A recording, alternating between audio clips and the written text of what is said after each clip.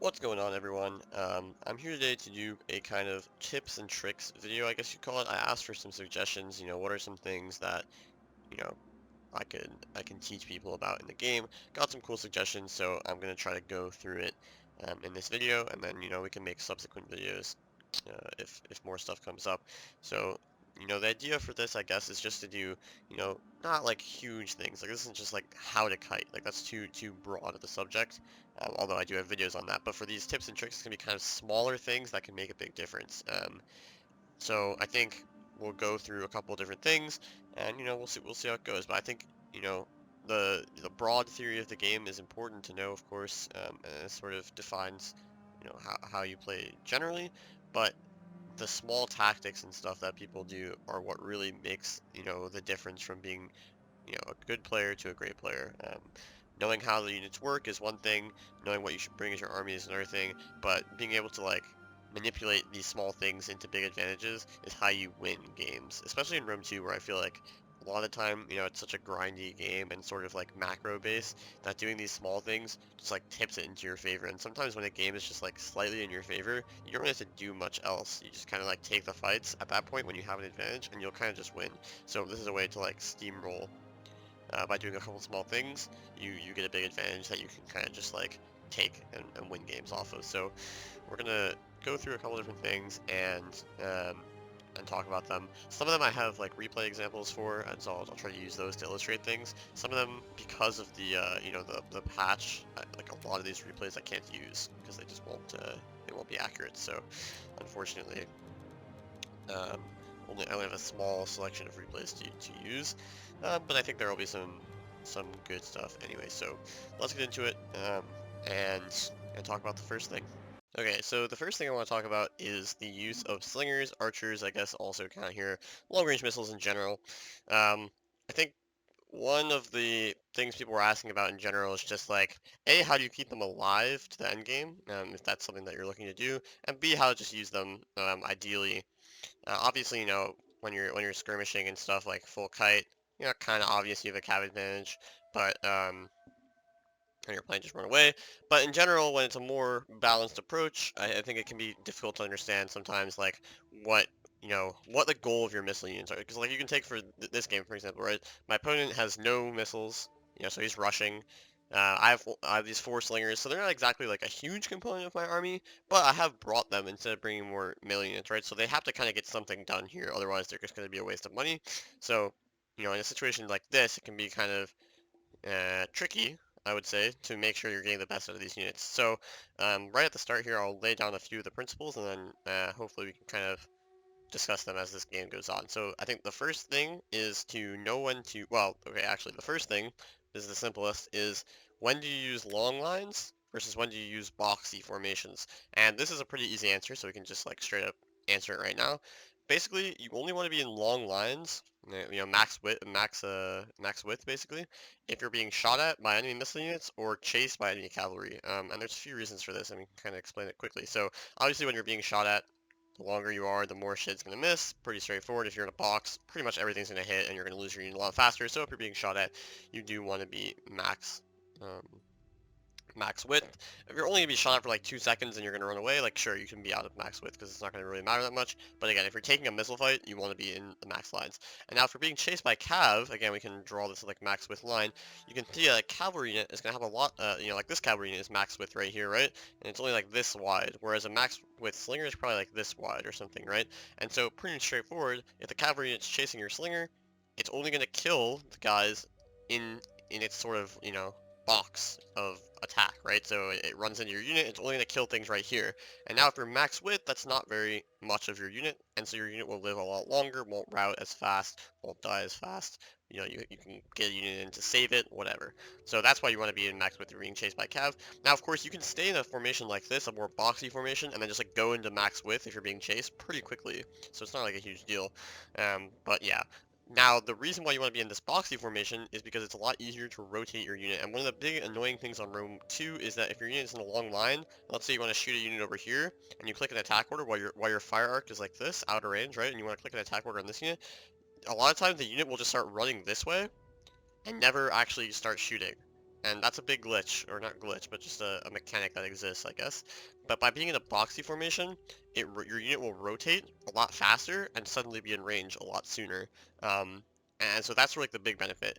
It allows you to move around easier because long lines are very immobile, you know? Like, they can't turn very fast, basically.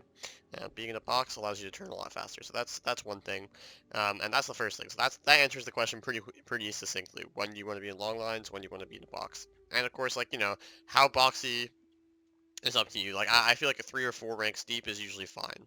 You can turn fast enough. You're also a bit wider. You know, it's easier to get into a long line in case you get shot at. If you get javelin, it doesn't do as much damage. But you can be fully boxed up if you really want to. That's totally fine as well. Um, but yeah, so that answers that. The second thing is when do you want to be moving versus when do you want to be shooting? I think this is the biggest part for slingers in general. Um, is a lot of the time it's better to move into a good position to shoot and then shoot rather than just like shoot and then get pushed out of your position and then have to move and then have to shoot.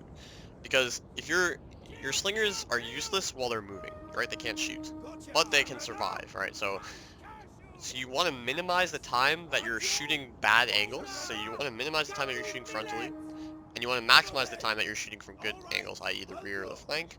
Um, and of course, you want to minimize the time that your slingers are getting pressured by enemy units and forced to run away. That's a big one. So a lot of the time, it's better to move to safety first and then start unloading because you won't be pressured from there. So for example, right now, you can see my slingers right now don't really have any good shots. So it's not really good for me to sit here and shoot here. It's better for me to run all the way over here, where I know I'm taking the engagement over here, right? I'm trying to win on this flank. I'm running away from this side. So you can see I'm going to move over here and then start shooting things that, you know, open up. Rather than trying to shoot right now, getting no good shots, and then having to eventually move when when this pressure comes in. Of course, it really depends on your goals, right? So if he's rushing, a big goal of mine might be to shoot down his cav, right? So, if his cav is in range, maybe I stop moving and start shooting. Um, or here I'm shooting at his gladiator spearmen because they're a threat to my cav, right? So, you have to be, it's eventually, at some point, it's up to the player to decide when is it a good time to move and when's a good time to shoot. But all I'd say is that be aware that a lot of the time, it'll favor you to move to safety and then just start unloading from safety instead of, like, shooting randomly bad shots and then being forced to move and shooting randomly bad shots. Get to somewhere where you can get good shots and then, post up and just start shooting. That can be a big benefit. And a lot of times what I'll do is if I'm rushing a flank, for example, I'll get my slingers all the way around the flank and just start shooting things in the side or the rear. If I'm rushing a flank, I expect to be dominant there. I don't expect my slingers to be under pressure. So if I attack the flank, then, I can get my slingers, I can just start shooting things in the side. Cool, we're chilling. And again, slingers especially, a lot of ammo on these guys. There's no need to, you know, say like, oh, I'm not getting shots now, what am I going to be doing? Because you'll have so much ammo with slingers that they're very valuable in the late game. I would say with archers, it can be kind of the same, right? But archers, they're so good at killing things fast that a lot of times it can be better to just focus fire down key targets, even if it's not the best shots, because you'll still do a lot of damage. With slingers, if your plan is to get them to the end game, that's not always the case. Sometimes you're like, shit, the enemy has better cav, my slingers are just going to be bait, and they're going to try to survive as long as they can. But in that case, maybe you just shoot whatever the fuck you can, because you're saying, look, these slingers, they ain't going to survive to the end game. They may as well just, like, shoot randomly as much as often as possible so that they can do some damage and eventually die. That's fine. But in this game, for example, right, my plan is to get my slingers to the end game. We have pretty much equal cav. He has a little bit better infantry, but I have better cav and 4 slingers. So my goal is just, okay, slingers survive until the end game.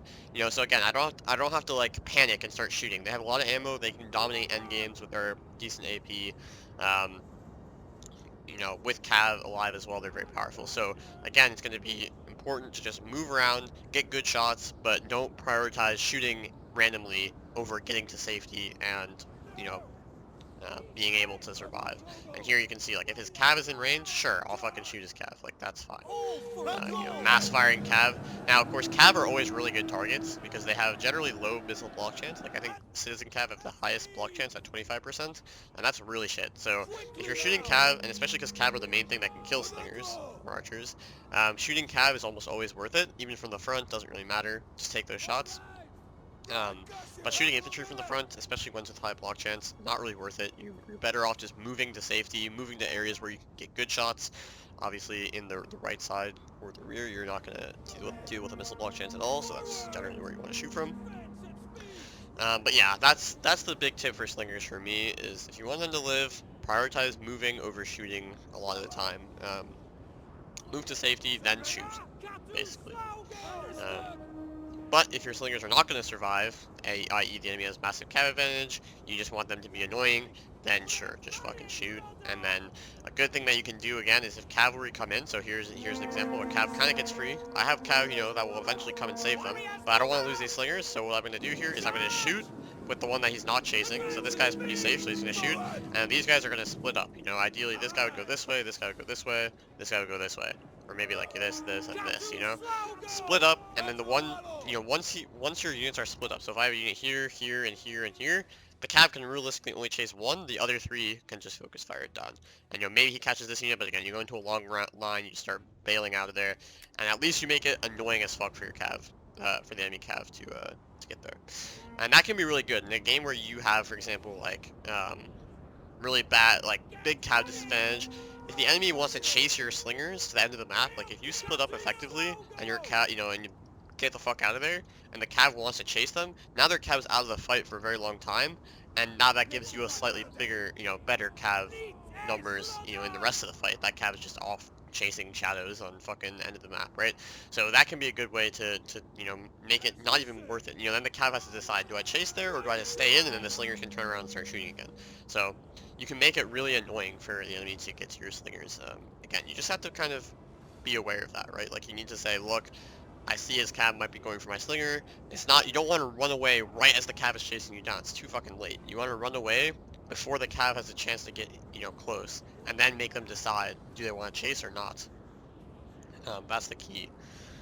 So, hopefully that was kind of informative. It's a few things, but basically, prioritize moving, like you can see here. Cav's not close, I'm already moving away. Of course, here I have a cav in support, right? So it's not like these guys are gonna get killed, but again, just get to safety. Again, I have no rush to shoot these units. These guys have like a good amount of ammo. There's literally no rush for me to shoot these guys. Just get to safety, focus fire the cav down so I can't kill my slingers, and then we're chilling. It's basically that simple.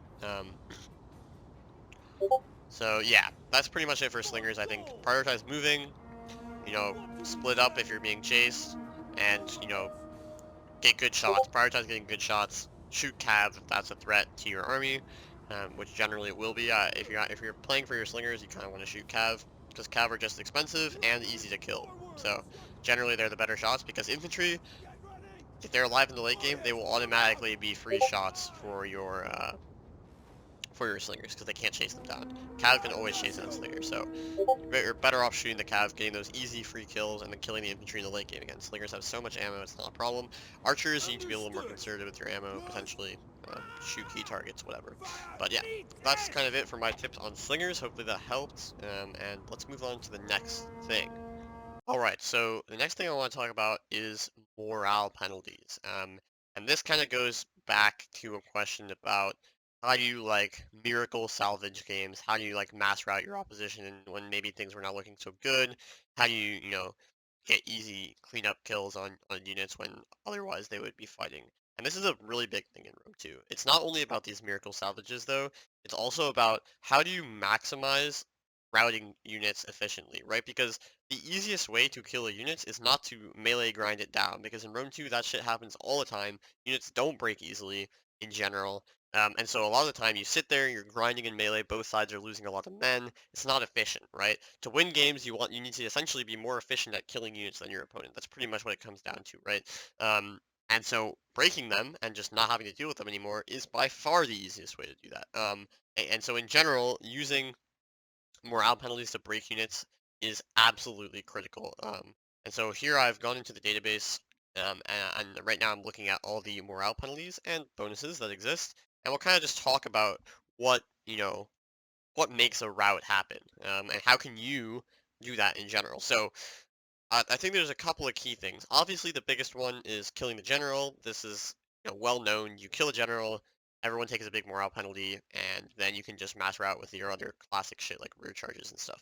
So that's a normal one, but there's some other stuff that I think really matters and kind of explains a lot about why units can stand tall sometimes and just not route even like fucking levy stuff, and how you can, how knowledge about the morale penalties can really help you. So I'll kind of just go through these maybe, and then we'll kind of recap. So these are all the morale penalties. There are also some other stuff related to morale penalties, like this is Army Destruction Alliance Strength Ratio. I think this is the ratio of men remaining that causes you to get the uh, Army Loss penalties. So it's like if your men, you have 0.2 times the number of enemy men remaining, then you're in trouble, and 3.2 is the other way around. Um, so now, so there's some other stuff here, and there's some stuff I honestly don't understand, like blood bonus. I don't think this is a real thing. I think this is like, cause there's stuff from fucking Arena in this fucking databases and stuff. Even though it's the Rome 2 pack, there's all sorts of weird stuff. Not all of this actually real, but there are some big things. So um, one thing, charge bonus, 15 morale. So if you're charging units, you're gonna have that little bit of morale bonus. Can be useful for like a unit that's wavering. If you just like charge it in, it'll last a little longer. Pretty easy. Um, like some of this stuff, don't really know. Okay, here's one of the big ones. Extended casualties penalty. Um, and I think the number here is a percent of your unit. I'm pretty sure that's what it is. And so extended casualties is casualties that take place in a certain amount of time. Now I'm not exactly sure what that time is, but it's basically if you take this number percent of your unit losses in a certain amount of time, you're going to take this morale penalty. So this is really important for cav charges, for shock infantry charges, because you're going to be doing a lot of damage in a shorter period of time. And so obviously the more percent of your unit that you're losing, the bigger. So if you're losing 50% or more of your unit in this period of time, which I don't think is very big, you're going to be losing 50 morale. So that's pretty big. Third of your unit, 25, 15%, 10 morale. So this is pretty big because 15% of your unit, like if you say, infantry 120 men, 10% is 12, right? So 15% is 18 men. So if you lose 18 men in a pretty short amount of time, it's already a minus 10. 33% is 40 men in this period of time. Which again, unfortunately, I don't really know how long it is, but 25 morale. I assume this is pretty small period of time though, because you don't really see um, this too much. So that's one thing. So keep that in mind. Again, I'm just gonna go through everything and deal with it. Fear effect range 40. I don't know what the exact units are, but like 40 meters here. You can where's the general? The general like inspire range is 75, so half of that. So you gotta be pretty close to get the fear effect. But anyway, fighting cavalry minus 20. So hey, when you rear charge someone with cav, as long as you stay in melee to get this bonus, you're gonna get that minus 20 as well. Oh yeah, here it is, general aura radius 75. I think this is actually the range at which the general can pop abilities on other units. I'm not sure. It might also just be like the encourage radius. So 75, so 40, about half of that, right? Losing combat, minus 15. Losing combat significantly, minus 25. And this is something you know exactly because it says on the unit tooltip, unit losing decisively. And so that's a minus 25. So again, and we'll see later that winning combat is 10, winning combat is significantly 20. So winning units are going to be very hard to route because they're getting a big morale bonus. Losing units, however, are going to be much easier to route. So again, if you're winning in combat and you apply other morale penalties, then cool, you're going to break things much faster. Max routing enemies consider 9 and friends consider. So this is for like enemies routing and friends routing, which honestly doesn't have almost any effect. I feel like you don't get mass routes in this game because of friends routing, to be honest. Base morale 30, that's just like whatever. Neighbor effect range, open flanks doesn't matter really. And recent casualties. So recent casualties I thought is similar to extended casualties, but it doesn't actually have any values here, so it doesn't exist. Recent casualties shock threshold. This doesn't matter again because recent casualties doesn't exist. Uh, routing units. So yeah, routing enemies, routing friends, so there's a weighting effect here, so maybe it multiplies morale penalties or something like that. Really sure. Total casualties, now this is pretty straightforward. However, this I think this is number of men. I don't actually think that this is percentage-wise. And I was watching a Maximus video, earlier, and he seemed to think the same thing. Basically, this is 40 men, this is like 20, 40, 60, 80, 90 men out of your 120 man units, and I think it would be scaled if, you're on large scale or ultra scale, for example, then this would be a little bit bigger, but it does not scale for cavalry. So this is cavalry have better morale because they literally can physically not take these two penalties. They can't actually take this one either. They lose 60 men, the entire unit is dead, right? So they only can take -5 from total casualties. So that's why cavalry, you'll see like those small cavalry units like run into your archers and not die. It's because they can't take these massive losses. Like 90 men in an infantry unit is only 3/4 of the unit. That's not like that bad. That's 100 morale. But um, for cavalry, it's physically impossible to take more than -5 morale for this. So that's a big thing for cav. Army destruction. This is army losses. Attacked by artillery. Okay, that's not gonna matter. But attacked by missiles, -10. So just shooting things, even if it's not good shots, gives you that morale penalty. Captain died right, so that's not what we want. Damage by artillery doesn't matter. Concerned elephants frightened. I'm not sure if this is the actual elephant units being frightened by like flaming arrows or something, or if this is scared because the scare effect is not -30. So I don't think that's what it is. Now, of course, you also have exhaustion. So if you're exhausted, you have -25 morale, and you can find like very tired -10, tired -5. So not very big until you get to exhausted. When you get to exhausted, you get -15 more over very tired. So you don't want to ever get exhausted because that morale penalty you'll easily stack because when you're exhausted, you'll also lose in combat. So that's another minus 20 or 25 or whatever it was. Right, so again, pretty easy to stack with that. Again, flanks exposed does not matter. Flank being exposed, your rear being exposed even doesn't matter.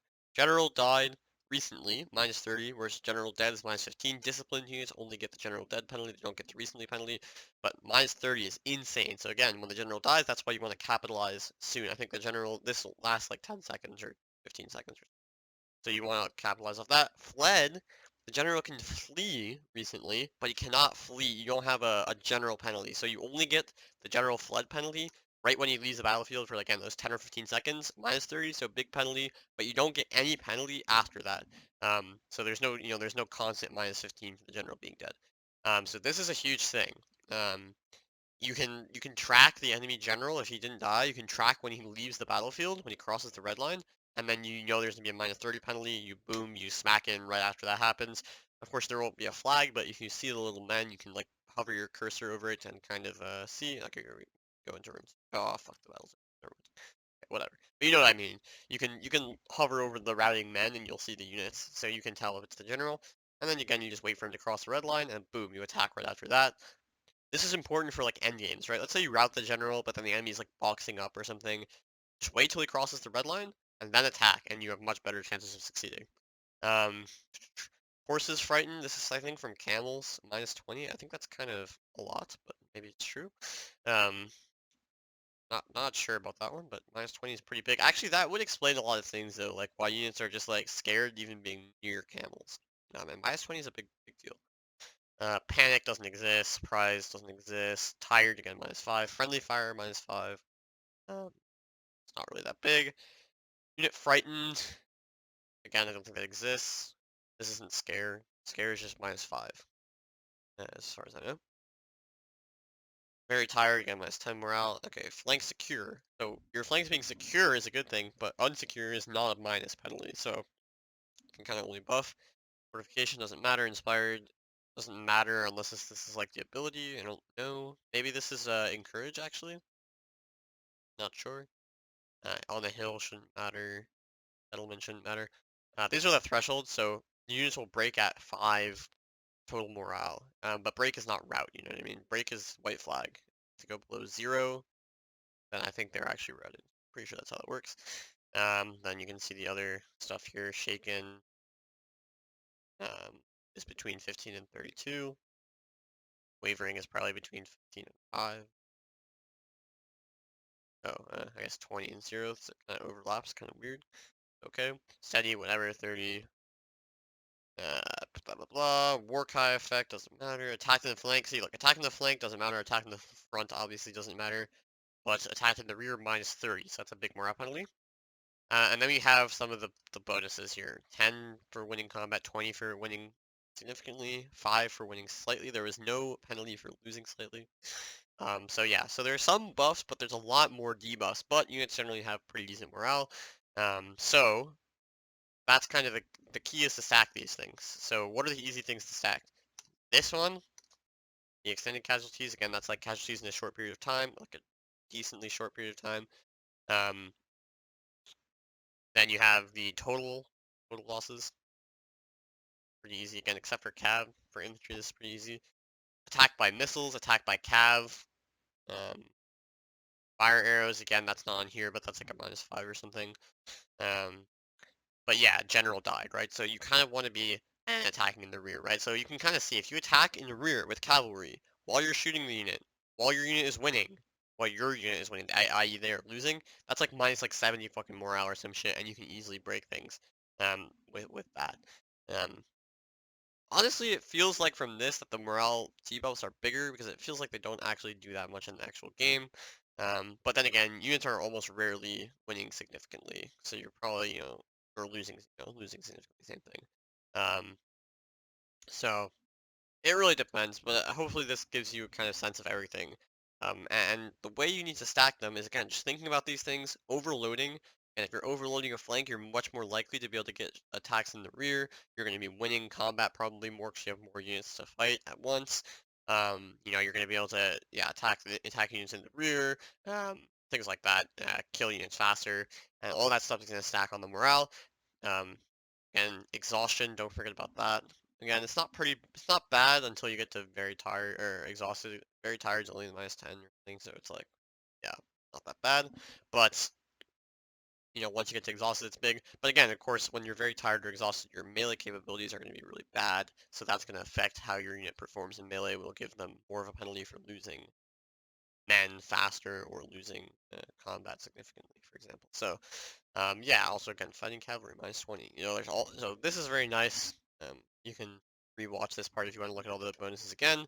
But yeah, just knowing that these exist and thinking about using them in the game is a big thing. So hopefully that was helpful. And yeah, let's keep moving. All right, and so the third thing, it's kind of a two for one. It's mainly about, what do you want to consider at each stage of the battle? So, early game, mid game, end game. Also, kind of how do you set up your engagements properly, more or less. And this is a big thing because, again, different things, especially you're only one person, you only have so much micro load that you can handle. What do you want to focus on to give yourself the best results, right? Because at some point you have to kind of choose. I want to focus on one thing or another to actually be able to micro it properly, and what's the most important thing to look for, etc. So let's talk about that and again go kind of in order here. So start of the game, early game, again, here's an example where I don't have any Jav Cav. One thing I see people make a mistake with is look how far the enemy army is right now, and actually I started like all the way back here, obviously I walked forward, he's harassing me the entire way. There's literally no reason to let the Jav Cav get any good shots on your units. Literally, there's no threat from his army. I should just be, you can put your slingers in your front to prevent anything from shooting frontally. Put Levy Freeman, for example, all the way behind. You even put some slingers back here. Just create a box, right? Because the only thing that's a threat right now is the Javkev. So there's no reason to let them get any good shots here. So you can see my Levy Freeman is just going to screen. They can peel up if you get too close. My slingers probably, realistically, should also just be back here shooting this way. Maybe like leave 2 up here and 2 like this. Just make it impossible for him to shoot anything valuable. Because there's no threat from the rest of his army, so there's no reason why the Jav Cav should get anything. And here again, you can see, boom, easy kill on a lot of his Jav Cav if he gets too close. There's just, I just hate it when I see people lose like 20, 20 cav or something to Jav Cav because they don't put units here to defend against them. Again, once, the enemy army gets close, then sure, yes, you have to turn around and start facing the enemy, right? That's true. And that's why, realistically, your Jav Cav are only going to have success when the rest of your army is helping pressure from the front. Because if you're playing correctly, you just easily defend. So early game, this is the thing you need to worry about. Jav Cav, the skirmish battle, if you have your own Jav Cav, just making sure you're doing that. And again, another thing is, if your Jav Cav, you know, either player is going to make their Jav Cav can be more valuable to their army than the other player, right? That has, like, it's just like, maybe they're equal, but that's very unlikely, right? Like, for example, in this game, or let's, if I had Jab Cav, let's say, my Jab Cav would not be very useful, right? Because he doesn't have any Cav. He only has Jab Cav. His Jab Cav are extremely valuable because they're the main thing that can kill my heavy horse. So his Jab Cav would have a lot more value than mine. So if I was him, and again, I don't have Jab Cav, so this is not saying he's doing something wrong, but if I had Jab Cav, right, his Jab Cav would not want to skirmish with my Jab Cav because if they waste ammo on my Jab Cav, if they get shot by my Jab Cav, then all of a sudden they have less ammo, less men to deal with my more important threat, which is the Cav. So if I was him in that case, I would just sit my Jav Cav behind a spear or something and just not skirmish. Because again, what are my Jav going to do? The only thing my Jav Cav in this case has Bowie Eye if they had Jav Cav again. Hypothetically, the only thing they could do is shoot his Jav Cav. They have no other value pretty much except for maybe killing slingers. Whereas his Jav Cav have a much higher purpose, which is to shoot my Cav. So again, they're, in the skirmish battle, you have to analyze, what do I want to do with my Jav Cav? Am I just sitting here to maintain the space, to not waste ammo, or am I going to actively try to kill some of his Jav Cav so they're less threatening to the rest of my army? So that's one thing to consider in the skirmish battle. Now we get into the early game, and again, you kind of have to do the same determination with your missiles. What do you want to do? Do you want to take a missile fight, or do you want to shoot, just rush and just shoot other things? And that's, a question you have to answer. If you want to trade missiles, go for it. If you want to just rush and use your missiles against infantry or cav, also valid. Just really depends on your goal. So here you can see, I know he's not going to give me the missile war, so I'm just going to shoot down his front line. Because I know that I'm going to want to use my cav aggressively into his infantry, and these levy freemen are going to prevent me from doing that. So I'm just going to shoot them down so that my levy freemen can come up and kill them. And this is a really good thing to do. Just get a small advantage, a couple of kills, a little bit of HP damage. Here I'm shooting him in the rear, going to take a lot of damage now that I'm getting rear shots for a second. Cool. Now this unit is down to 110 men, and my levy freeman will easily win because it has higher HP. These units take a lot of HP damage. Same thing over here. Boom. Easy. Now, he's not getting me a missile war, but he's not shooting me either. I'm just shooting him. I have these, he has these jab cav. I don't expect my slingers to necessarily be able to survive the whole game. So getting shots right now, like they have 25 ammo, like these shots are perfectly fine. Here he's gonna go for an attack, whatever. Again, he can maybe get in. Don't get a javelin volley, so works out for him, I guess. But again, just make that hard to do. Ideally, kill some guys. Well played, whatever. So now that's the early game. Again, you just decide what you want to do with your missiles. If you're gonna skirmish, if you want to, if you want to get good shots, maybe you're trying to wrap around your opponent, try to get some good shots. And now we get into the sort of main engagement phase, and this is the most important part of the game. Okay, I guess I back up because my levy freemen are out of position. They're trying to defend against his raiding horse, and like I said before, I want my freeman to kill his. And then the important thing about taking matchups is always try to take favorable matchups, right? So for example, I have this veteran spear here, easily better than any of his spears by far, and I have levy freemen that can match up well against his levy freemen because I've shot them down pretty heavily. So now I want my spears to clear his spears off the field, so that my cav can attack his infantry, and then I can follow up with my own infantry. He has better melee units than me. I have more cav. That's the trade-off, right? And he has some peltists. So yeah, generally you want to, the main threat in most of these games, and obviously I've chosen a bad game to show like cav engagements, but the main threat is YOLO charges into your infantry followed up by enemy infantry. Of course, this is only worth it if you, if your opponent is willing to lose a lot of cav for it. So either you pila those units with a couple of units, or you block with a spear, or you countercharge with your cav. The only thing that's really bad is if you get a YOLO charge that's that you don't get pila on the cav. If you don't get pila on the cav, it's pretty much a free charge. That infantry is going to lose decisively against enemy infantry, so you want to avoid that. But you just need to be aware of where the enemy cav are. Let's say he had cav back here. You want to screen them with your own cav, or screen them with spears, or or just like cheap infantry that you can pila or something, right? That's generally the way it goes. And again, it's all about taking good matchups. You want to take engagements where you're going to win. So you can see I'm going to start by taking this easy fight. This is an easy win for myself. Now he's going to be forced to bring in his infantry into this fight, and then I'll get a counter charge. So now you can see they use a javelin volley, and this is something you need to pay attention to.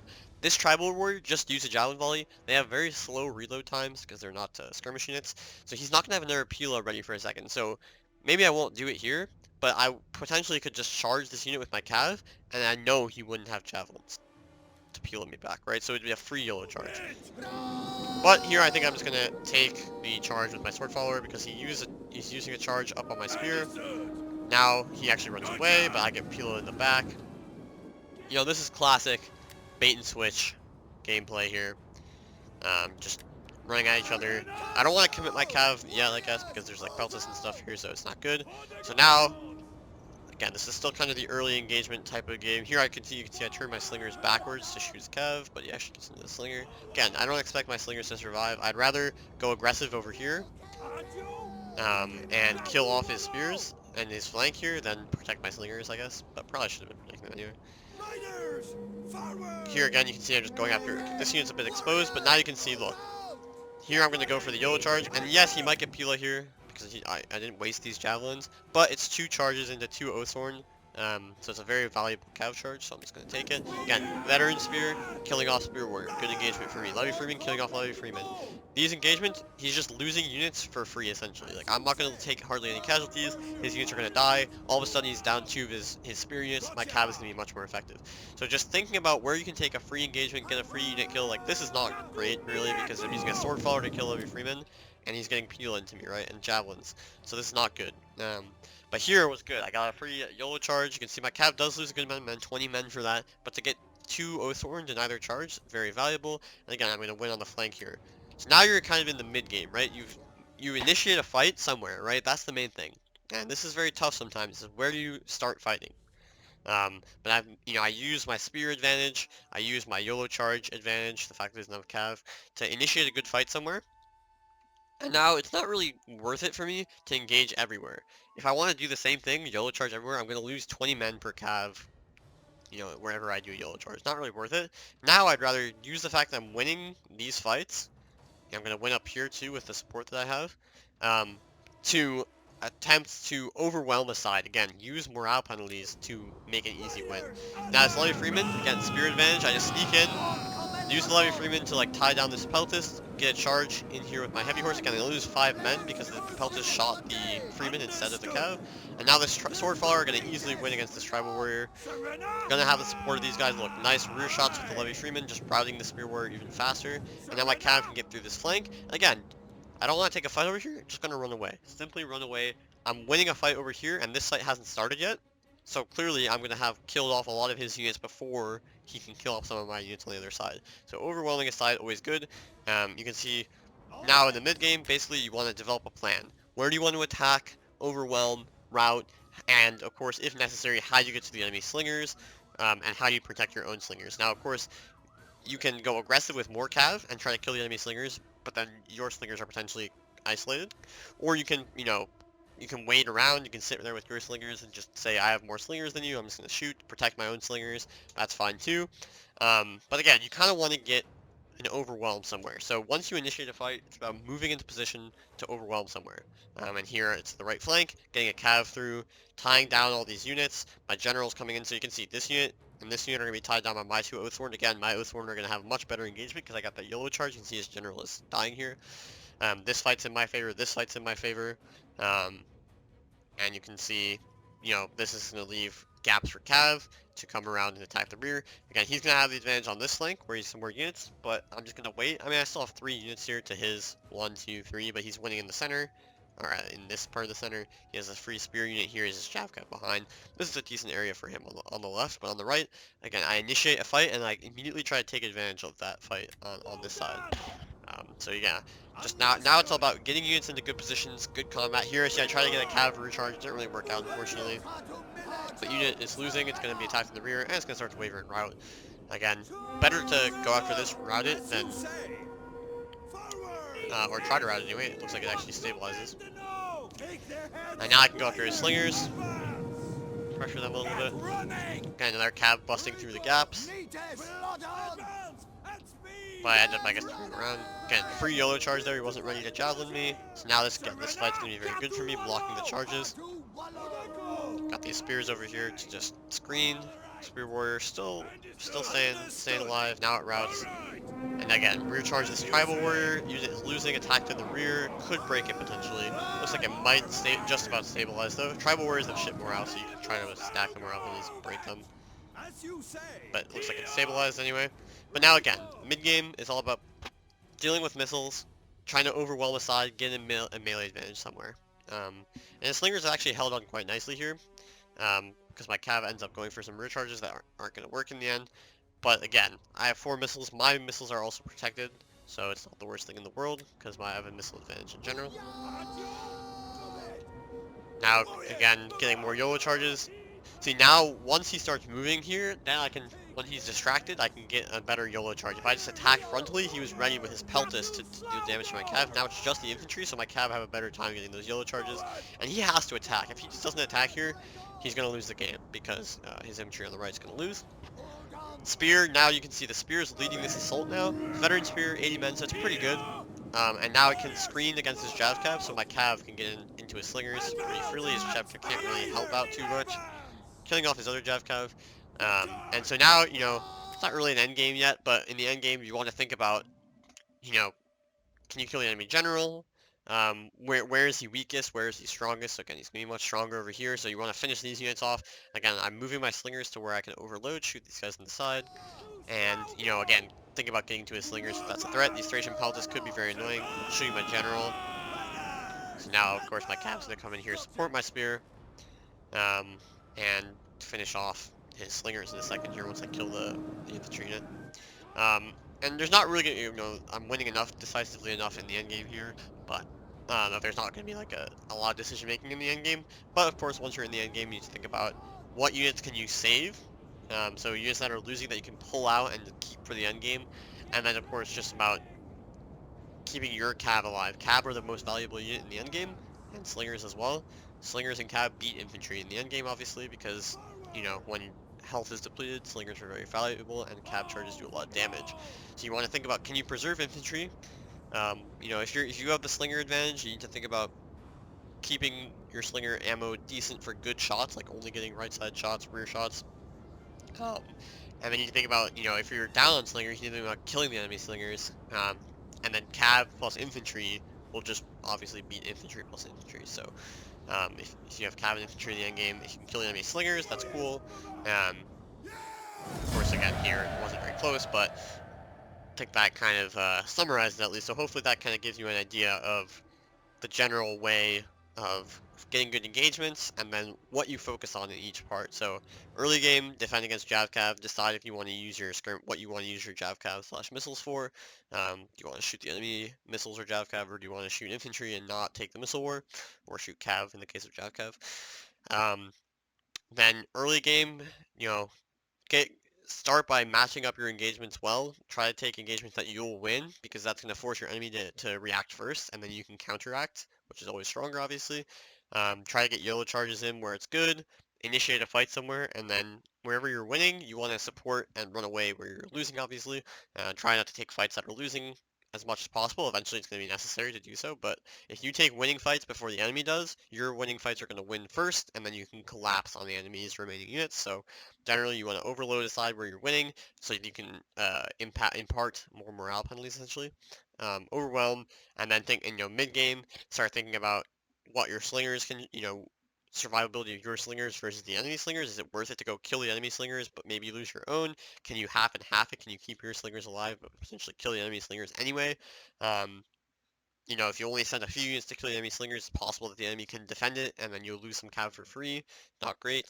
Um, and yeah, I think that's pretty much it. And in the end game, you want to think about getting good shots, killing the enemy general, and then what matchup are you going to have in the end game? Because basically, like, if you have more infantry but less cav, you know, you need to worry about, or are you just going to get recharged to death? Basically, what matchup, like, where your strengths lie in the end game, basically what you have more of than your enemy, or better quality of, is going to determine how you want to play the end game. And obviously that comes down to experience, but generally missiles and cav are the ideal thing to have in the end game. Infantry and cav also good. You know, missiles and infantry kind of useless if you can't protect the missiles, right? So you kind of have to think about that. And yeah, and then make a plan for how to go from there. So it's all about kind of, you know, looking ahead a little bit, right? Seeing where is this game going to go? You know, what should be my target goals for the next couple of minutes? And of course, you know, there's always a lot to do. There's always a lot to micro, but hopefully this helps just focus focus in on what's important at each stage. And of course, the game varies so much, the factions vary so much, it's really always going to depend on the factions and stuff. It's not clear cut at all, but, this is just a general idea, so hopefully that helped. Yeah. Alright, so let's summarize now everything, I guess, just to kind of recap and maybe like TLDW as well. So there's a few things that we talked about this video. I think there's kind of three main things. The first thing was how to best utilize slingers and archers in like in a long-term perspective. And I think the main couple of keys we got from that was first, know when to use thick lines, i.e. like more boxy formations of your slingers versus when to use long max width lines. Um, so that was one key. Um, and we decided basically thicker lines are better for shooting quicker. Um, rotating faster, moving around the battlefield, and being able to like turn and shoot, whereas long lines are better for A, avoiding cav, and B, not getting shot by enemy missiles, or like making enemy missile shots less effective, basically. So pretty simple. The second thing we talked about with slingers and archers was prioritizing moving over shooting. And this is true a lot of the time. And this takes a little bit of foresight on the player's part, but basically, if you want to get the best shots possible, you should be moving to good positions that you can stay and shoot for a longer period of time, instead of getting some shots and then being pushed by the enemy units and then you're like constantly running around, you're not getting shots. So the best thing you can do is get to a good location where you can A, get good shots, i.e. right side or rear side shots, or flank shots in general even, um, and then shoot from there, and be in a place where you can shoot for a longer period of time. Where you can focus down multiple units, you can shoot get multiple rear shots, not just like take the first shot you can get and then stay until you have to move. With slingers and with missiles in general, you want to be moving before you have to move. Because that will allow you to get to safe locations where you don't have to worry about them and you can just let them sit there and shoot, and that takes a lot of micro load off of your shoulders when you're just like, yeah, my slingers, they're in a good spot, they're chilling, they can just shoot. And again, it's the same thing if they're going to be chased by cav. If they're going to be chased by cav, the earlier you run away, the more distance the enemy cav has to travel to get to your slingers, which means it's going to take longer, give you more time to react and like bring support and potentially save them. It also gives you time to split up, and splitting up is the most important thing to do.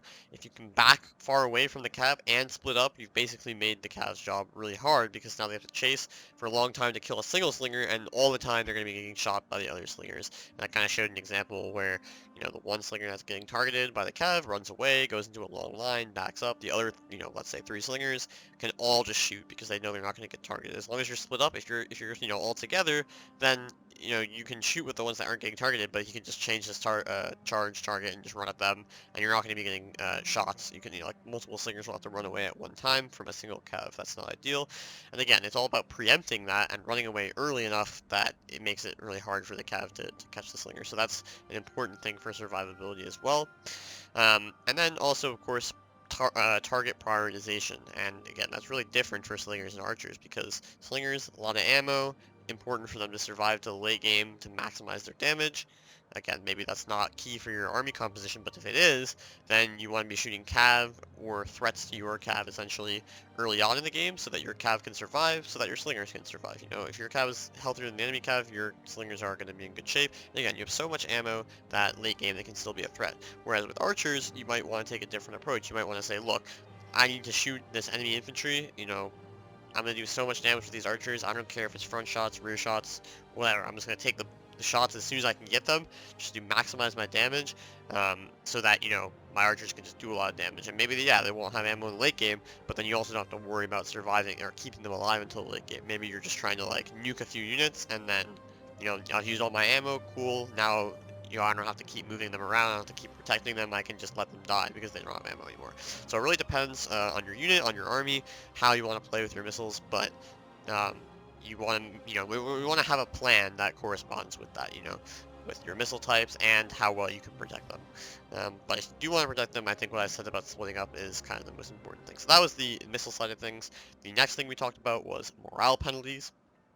I think the key takeaways from that is that you need to know what the morale penalties are. Again, I'm not going to go through them right now because you can just go back in the video, but there are a bunch of morale penalties. There's also a bunch of morale boosts, essentially. And the way to be efficiently killing units is to route them. So to do that, you want to stack the morale penalties properly, and again, this really depends on the situation in the battle. Can the enemy general die, or if he's healthy, what other ways can I stack the morale penalties? I think in general the main ones to look for are doing a lot of damage in a quick amount of time, um, a lot of casualties like total in the unit, rear charges, general deaths. Yeah, those are and then losing combat. That's another big one, and fatigue. Again, we said exhausted is really the fatigue penalty that hurts the most, but the more tired the enemy units, the worse they're going to perform in combat, so the easier it will be to get the losing combat significantly penalty, which is another big one. So, yeah, stacking morale penalties, again, it really comes down to, very situation dependent, but the best you can do is know the different penalties, know the different bonuses, and kind of understand, in any given situation, how can I overwhelm this unit with morale penalties and just break it. And sometimes you just can't, and that's the way this game works. It's a, very morale is not the biggest factor a lot of the time. Units just don't break very easily. But again, when they can be broken easily, you want to exploit that because it's a way to get units off the field quickly and give yourself a big advantage. So that was morale penalties, and the third thing we talked about was sort of the progression of the focus during the battle. So, how the different, stages of the battle play out, what you need to be focusing on during each stage of the battle, where your micro should be like most intense versus you can just kind of ignore. So early in the game, again, it's all about the skirmish battle, so defending against enemy Javcav, and again, deciding if you have a Javcav battle, do you want to use your Javcav against the enemy Javcav, or keep them to shoot enemy Cav, or like preserve the space, deny Cav from flanking, that kind of thing. And that depends on your army. If you have better Cav, maybe you want to skirmish aggressively against the enemy Javcav, prevent them from shooting your better Cav. If you don't have good Cav, then maybe your Javcav needs to keep their ammo and keep their men alive so that they can shoot enemy melee Cav or shot Cav. So that's the early game. Then as the armies approach, of course, you need to start focusing on the enemy army, decide kind of a similar thing with your missiles. Do you want to shoot enemy missiles? Do you want to shoot enemy infantry?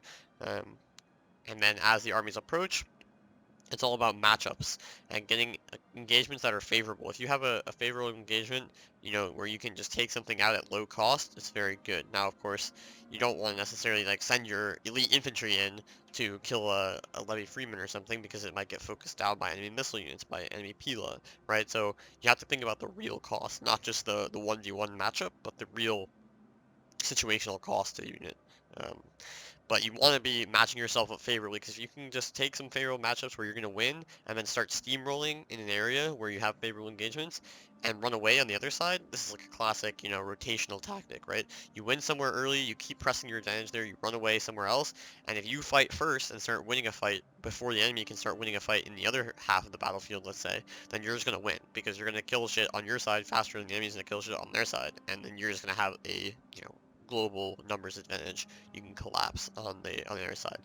The other thing in the initiation phase, so again, take good matchups where possible. And then the other thing, obviously, you need to worry about is YOLO charges, and the key for that is to keep track of the enemy's pila, because pila is like a self-defense mechanism, and so if the enemy uses their pila volley on a spear or something, all of a sudden that is a big target for your cav to YOLO charge. And same thing, if you use a pila volley somewhere, you need to be careful that the enemy cav doesn't YOLO charge that unit. um, and so yeah, that you want to get good YOLO charges, maybe a flank overload, um, and you want to fight where you are winning your early engagements. You want to keep pressing your advantage there, basically. You don't want to take a fight where you're weak, because obviously then you're just giving the enemy free kills, where it's unnecessary. So that's sort of the initiation phase, and once the battle lines are drawn, you want to, again, support where you're strongest, avoid battle where you're weakest, keep units alive. You don't want to just like sacrifice units unnecessarily. Like sometimes you'll have to do it to slow the enemy down, but you don't want to just lose units for free for no tactical advantage, obviously. But you want to pressure where where you're strongest, and then also you need to start thinking about the missile situation. Do I need to kill the enemy missiles? Can I just keep my missiles alive? Can I do both? Keep mine and kill the enemies? And that has to do with how many reserves do they have, how much cav, where their cav position. Can you get your missiles to get better shots? Do you have to worry about stuff in your rear? You know, where can you position yourself to set yourself up for a good end game? And then in the end game, you need to think about basically your matchup. So do you have the infantry advantage, cav advantage, missile advantage? If you have one or more of those, what do you need to focus of the enemies to give yourself a winning combination? So like if you have equal infantry, but then you have missiles and they have cav, that's not going to be good for you, right? Because the cav can just hunt your missiles down, and then infantry versus infantry and cav going to be losing. If you have infantry and cav and they have, missiles and cav, that could be good, but you need to box because you don't want to chase and just lose your cav for free and then the missiles just kill your infantry, or you want to try to rush down the enemy missiles before they can do too much damage, right? You have to think about those things. So think about your strengths and weaknesses as you get towards the end game, and then make a decision, a plan about what you have to do to give yourself a winning end game situation. Another thing to think about is the general. Can you kill the general, or like again impose these morale penalties to like get some free routes? Is the enemy tired or not tired? That can be a big thing. So yeah, that's where you have to start considering these like smaller factors, and then again it's just about positioning yourself for a favorable endgame matchup, or if it's not favorable, trying to do something about that, right? So I think that's a good summary overall. Hopefully we learned something today. If you have questions, let me know. Thanks for watching. I know this is not the shortest tips and tricks really, but I think you guys all know that I can't make a short video. It's literally fucking impossible. So you can, hopefully this summary at least was kind of short and useful. And you can always go back to the specific parts if you need to. So yeah, thanks for watching guys, and see you in the next one. If there's more tips and tricks I can give, happy to make more videos about it. Anyway, thanks, and see you in the next one. Peace.